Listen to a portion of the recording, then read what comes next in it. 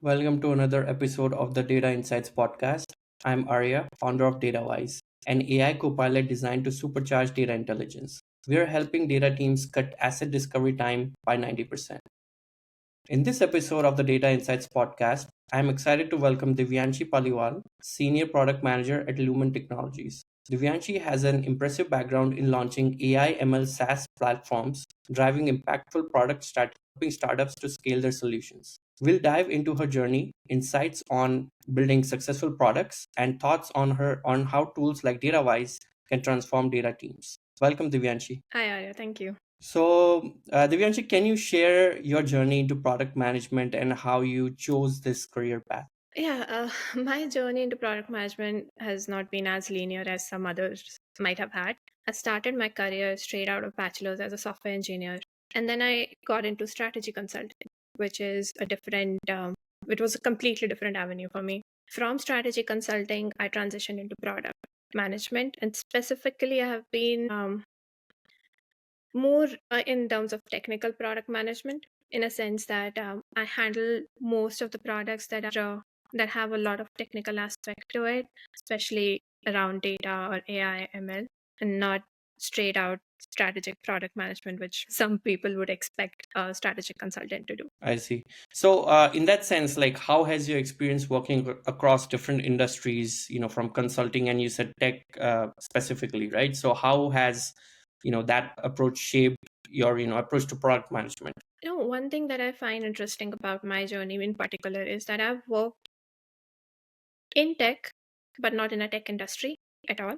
So when I started my career as a software engineer, I was working as a software engineer, but I was not in a tech industry by any means. Similarly, with strategic consulting as well, I was working with various industries, be it healthcare, be it oil and gas.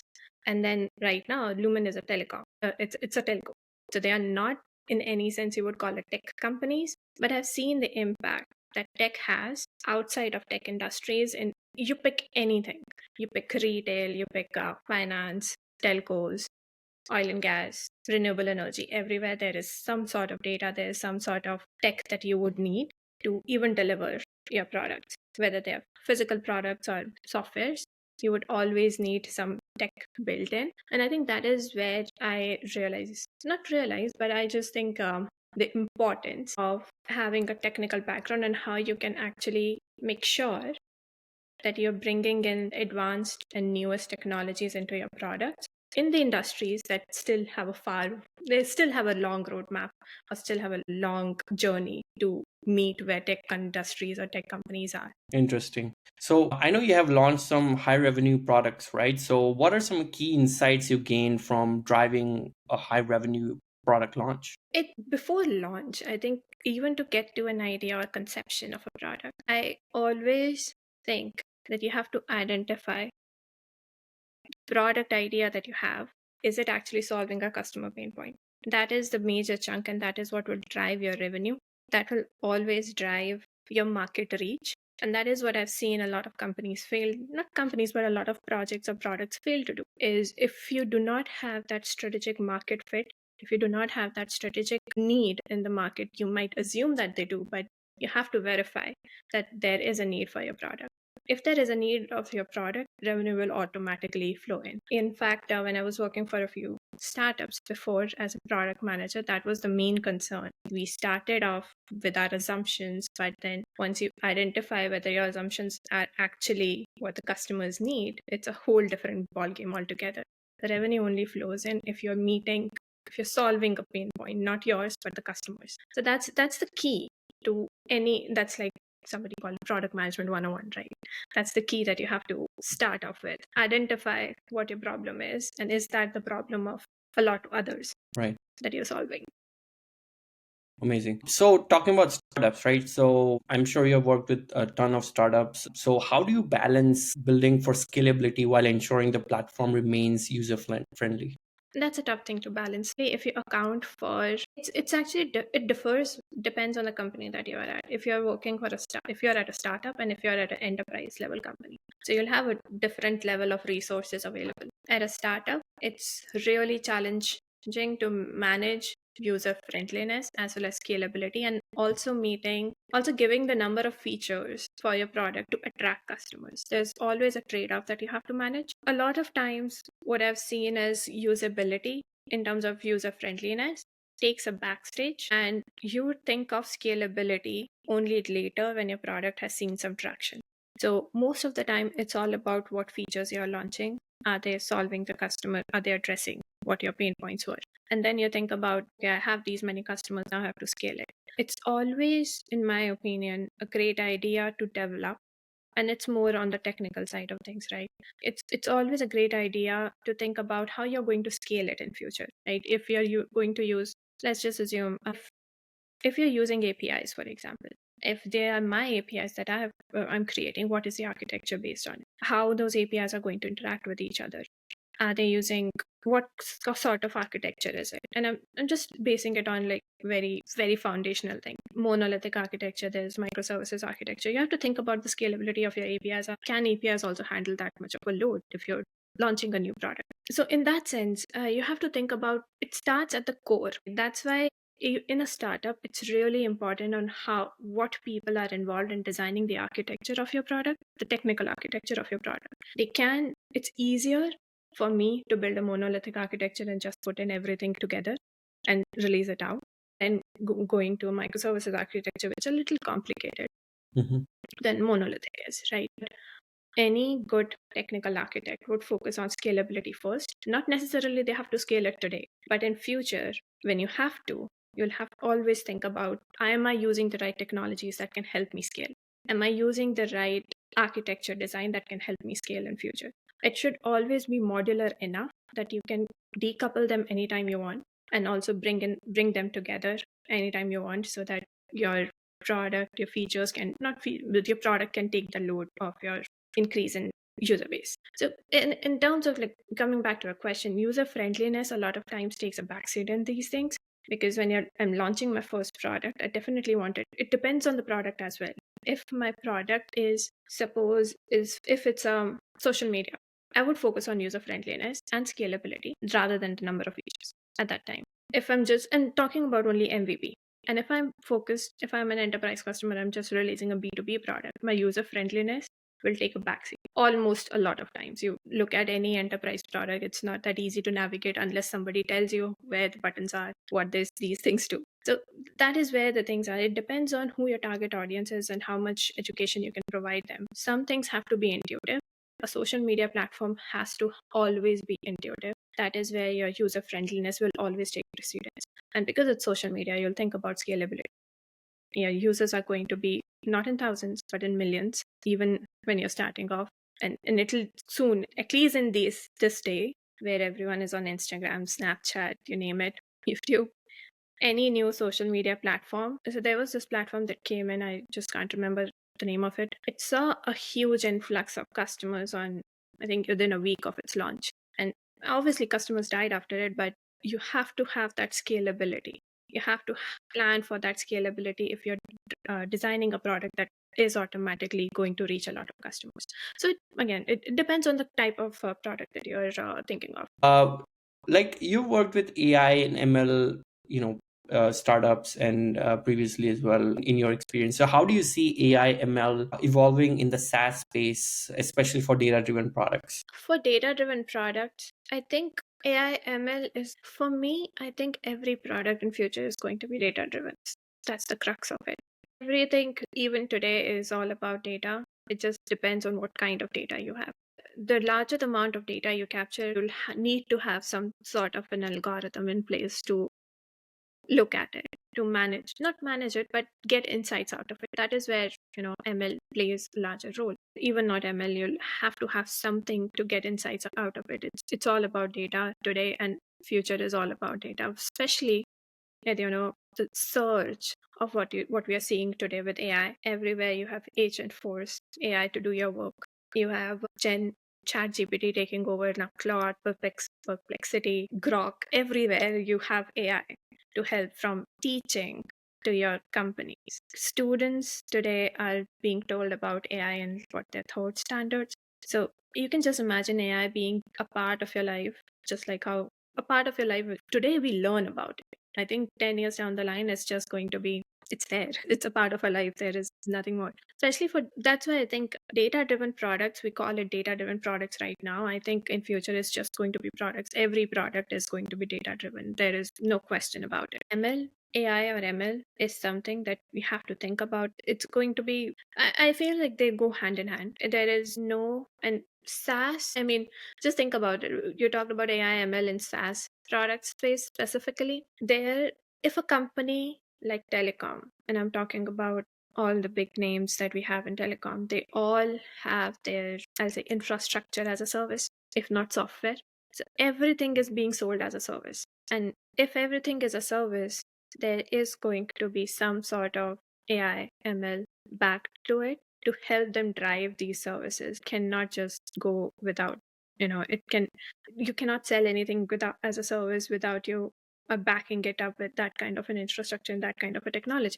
Probably some hard commodities like oil and gas are still going to be the hard commodity, are not going to be probably not going to be sold as services, but most of them are going to be services. That's how I view it 10 years down the line. To answer your question, like how do I see AIML and SaaS data driven products, it's just going to be the foundational aspect of it, not an additional feature. That's how I see it. Right now, AIML is like an additional feature to it, but it's not. In future, it's just going to be, yeah, it has to be there.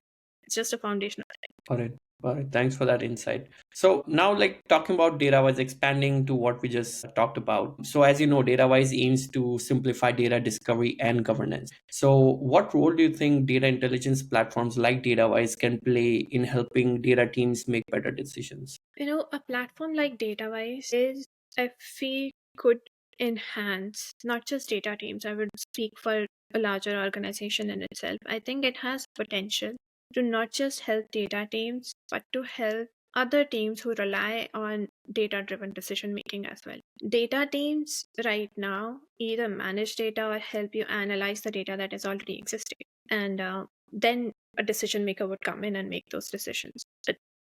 Datawise can help, or I would say it can make the process much faster for data teams as well as decision makers. If it's a simple, suppose if I have to ask the simplest of questions, where, for example, what has been my revenue last quarter, or what is my revenue year, quarter over quarter? It's a very simple question.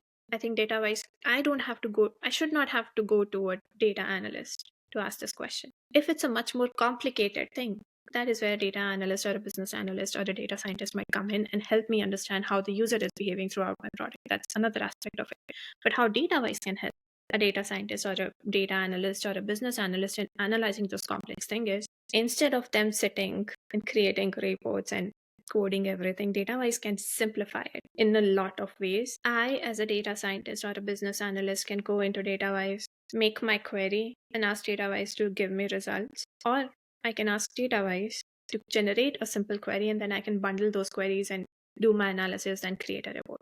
It's cutting down my time that I would have to do otherwise as a data scientist or business analyst. So I think that is where a platform like Datawise can really help, not only shortening the amount of time that you make your decision on, because you're cutting down the time of data gathering, right? You're cutting down on time of where can I find X data, when can I find Y data.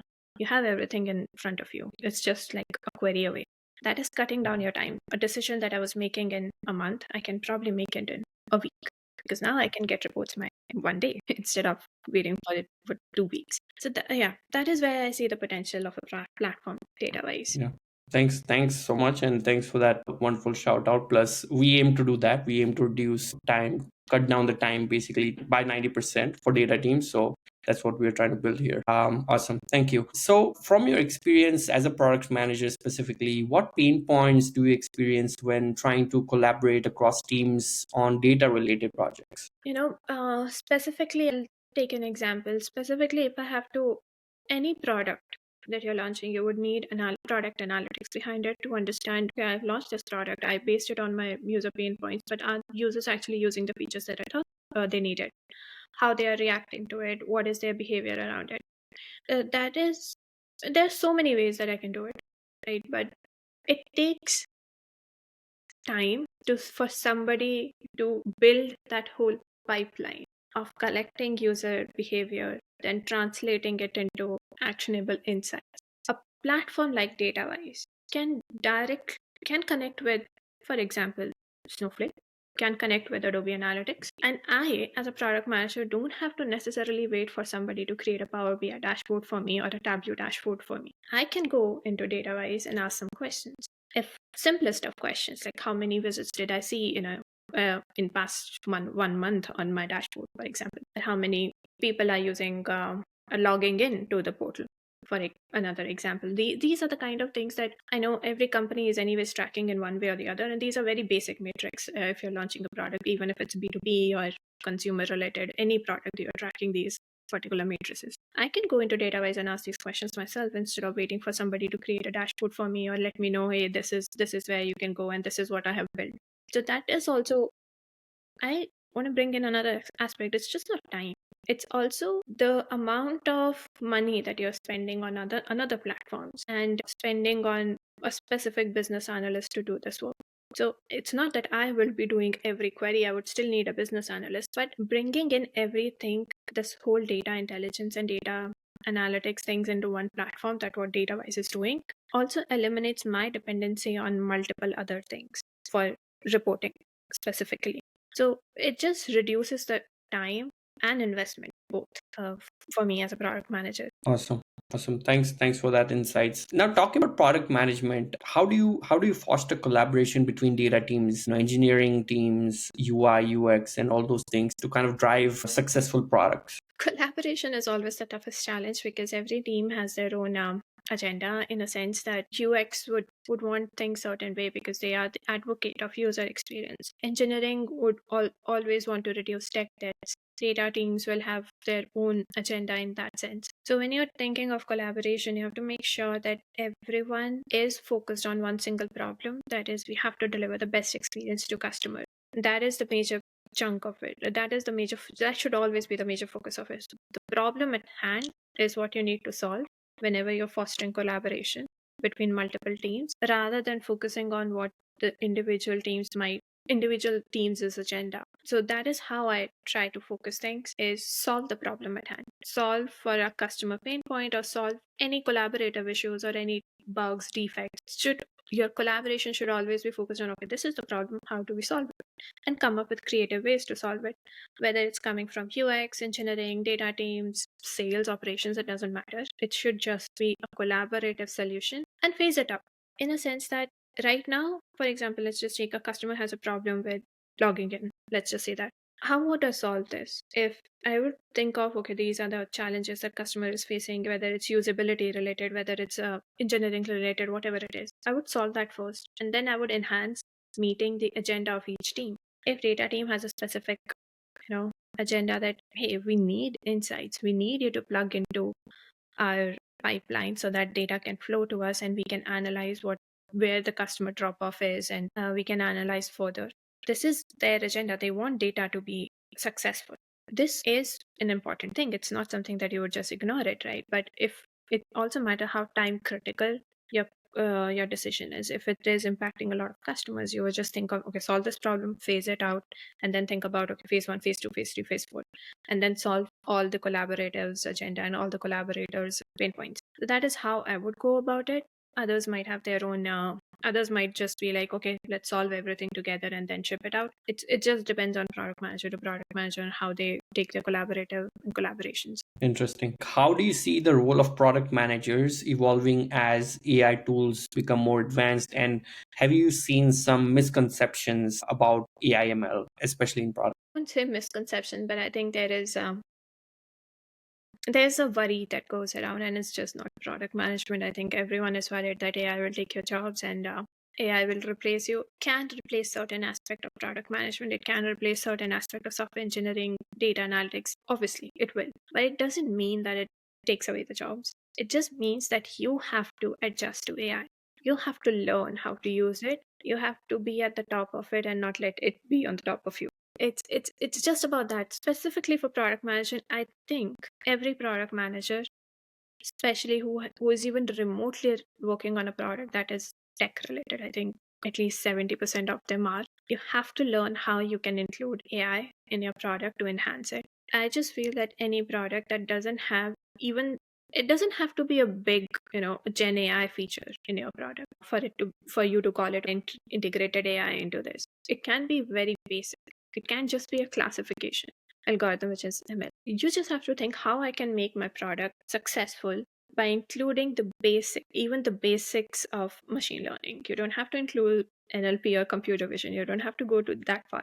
Just think of how you can improve your product, how you can include these things, because these are going to be the foundational, as I said previously. I strongly believe these are going to be foundation. Product management doesn't change as a function. You're still going to do that strategic thinking. You're still going to identify whether there's a market fit, there is a user need. You're still going to talk to customers. Your product work, your role still remains the same. It's about how creatively you're thinking of improving and enhancing your product to meet the market needs in terms of AI.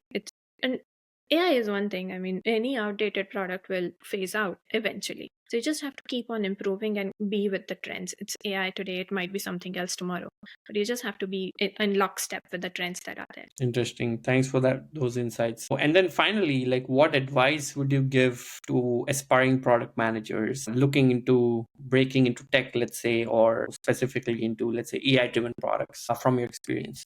From my experience, anyone who wants to get into product management has to first start building that product management mindset. And product management mindset is not that difficult to build. You have to think everything around you as a product, and what do you think it solves your problem as? What do you think can be improved? That is the crux of your product management experience. You don't have to be a salesperson at the start of it. You just think of, okay, I have Google Maps, for example. I like this product. How can I improve it? What is it solving for me? Just bringing that, it's not that difficult. It's just pick anything around you. You can pick your spectacle, in fact. How did they think about it? What problem is it solving? Are there ways to improve it? Once you start building that mentality, you'll eventually start learning more about product management, how product managers think. And that is like the first step I would always recommend. Other than that, obviously, you'll have to be ready for a lot of collaborations, because it's just not that, okay, I want this product, these are the features, go build it. You'll have to have a lot of cross-functional collaboration, whether it's with finance or engineering, data teams. You'll also have to think about your basic and advanced features. All of this, you'll have to talk to customers about it as well. So you have to do a lot of cross collaboration. And I would always say collaborations are not that easy. They look easy, but they're always the most challenging part. Coming up with a product idea and thinking of a strategic fit is easier than doing collaboration. So yeah, I think everyone is doing collaboration anyway. Every engineer who wants to product manager, or any data scientist, or anybody who wants to get into product management, they do collaboration in one way or the other. Just learn from it, observe it, start observing things and start asking questions.